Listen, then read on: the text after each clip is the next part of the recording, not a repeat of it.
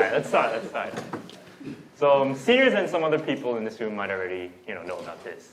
It's an activity that has shown up before, but I feel like it's very relevant to what I want to talk about today. So I'm going to ask you guys to perform this task. So can everyone just take their index finger, all right, put on the forehead, and trace the letter P. And I'll do the same with sticky notes, though.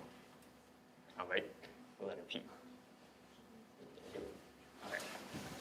So now I want you to take the time and think about how you oriented this letter P. Did you orient it so that you can see it, or is it for other people to see? In other words, is it from your perspective, or check this out, the other perspective? Hey, all right. You see, it's interesting though that perspective is a concept we all know about. We learned this in English, art, or history. But for some reason, it takes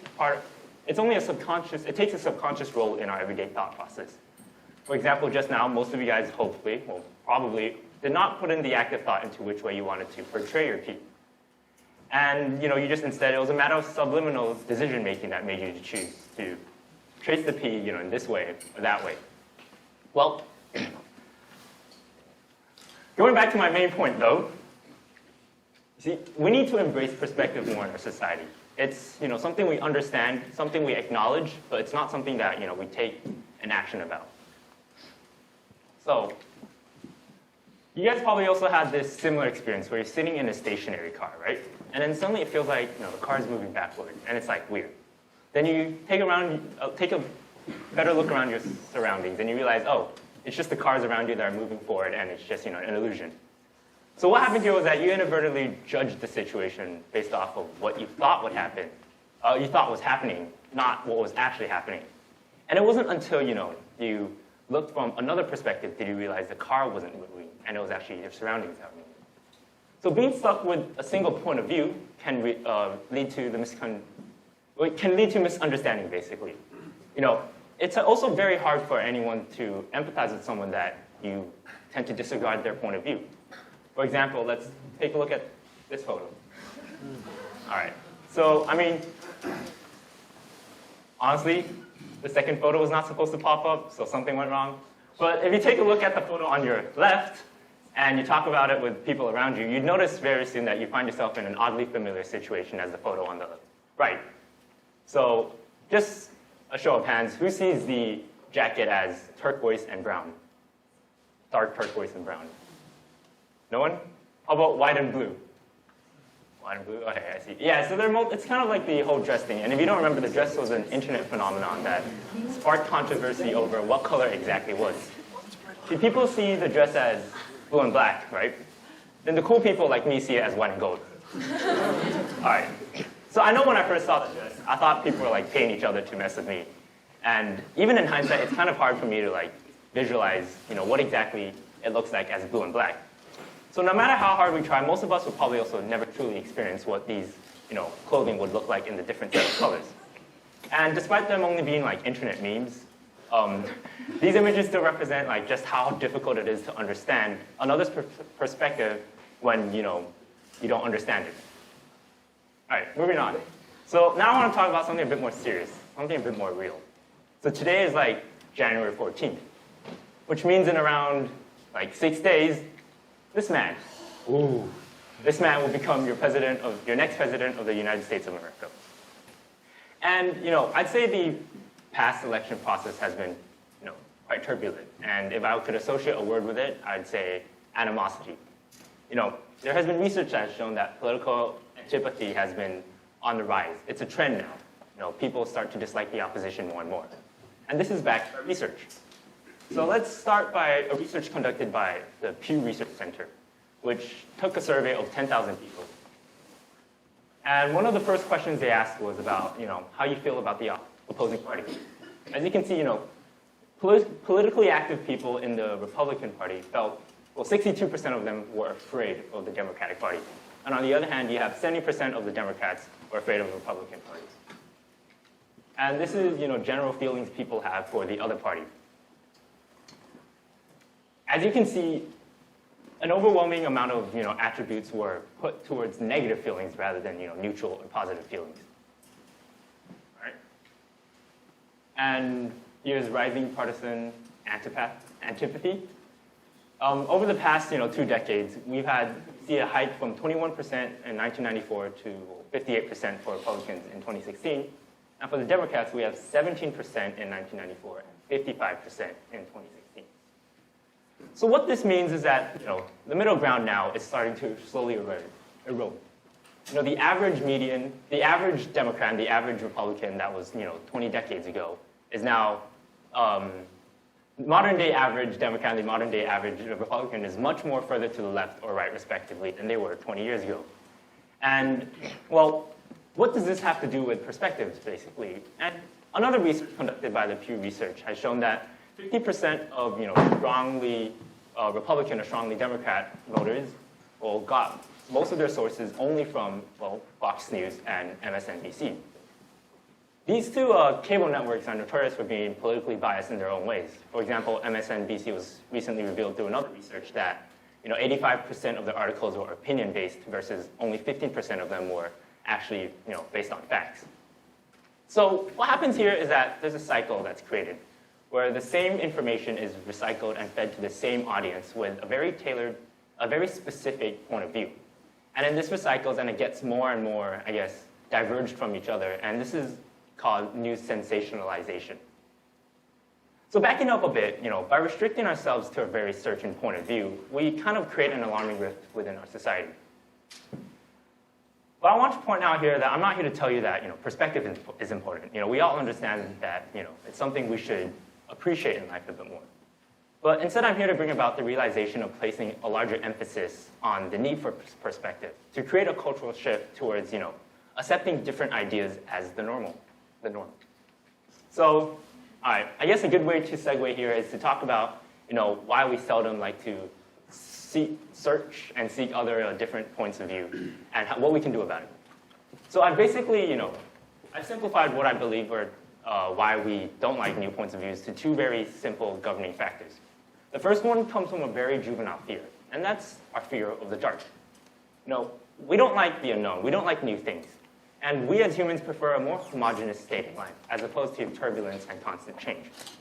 Consistency and familiarity provide security and less work for us to get through. And we fear the unknown because this unknown challenges and threatens this stability and status quo that we so want to maintain in our lives. And so what happens is this fear bleeds to our subconscious thinking, and it changes how our thought process. And so the fear ripples out, and we become more accustomed and comfortable around preconceived notions versus new ideas. And the next one comes from our innate indolence. In an age where efficiency is king, our lives gain increasing momentum as the pace of it gets faster and faster. And when our lives become faster, we have less time to convey what we want to say. For example, our attention span currently is at around a dwindling 8 seconds, which means in the past 8 minutes I've been talking, I've probably lost you a lot of times. But anyway, back on point. When you need to convey messages in a faster manner, you have to condense information. And unfortunately, what this results in is you lose seemingly trivial details that are critical, or more importantly, different opinions. So as our lives again get busier and busier, the time we have or are willing to spend on approaching new ideas, to seek new points of views, it gets cut short basically. So it is easier for us to, in general, be conservative with our thoughts and points of view rather than seeking out new things, simply because it's the path of least resistance, and also we feel safer doing so. So in order to change our attitude towards new perspectives, we need to start small. Our natural aversion to dislike new ideas is just like any other natural aversion. And in order to combat that is through gradual exposure. See, asking someone who's narrow-minded, who's tunnel visioned on a single point of view, to accept a new political idea that they disagree with is kind of like asking an arachnophobe to let a tarantula crawl over his hand, right? So to begin our quest in understanding, why it's important to understand different perspectives, I think we should start off by doing something that doesn't require us to bite off more than we can chew. Instead, we should start off with, the most innocent and mundane beliefs and tackle those in order to conquer in order to conquer our aversion to understanding new perspectives. So no matter how mundane or boring these thoughts may seem, it is crucial for us to qualify, qualify, and qualify. To qualify different ideas is to refresh your opinions and your perspective. Think of it like your mind in this sense as an aquarium, and your opinions and facts that you know of as the water inside the aquarium, and maybe your understanding as the fish. So if you leave your opinions and perspectives untouched, the water becomes stale. The oxygen runs low, and the fish, or your understanding, starts to die off. And so you need the filter, the water filter, to constantly refresh the water. And by that, you can do that by qualifying all these ideas. And by doing so, you get to change this. You get to renew your opinions accordingly. And just because, say you test your opinions and perspectives and different things, it doesn't mean you have to change them. It just lets you ensure its reliability. So yes, the mundane beliefs are largely unimportant.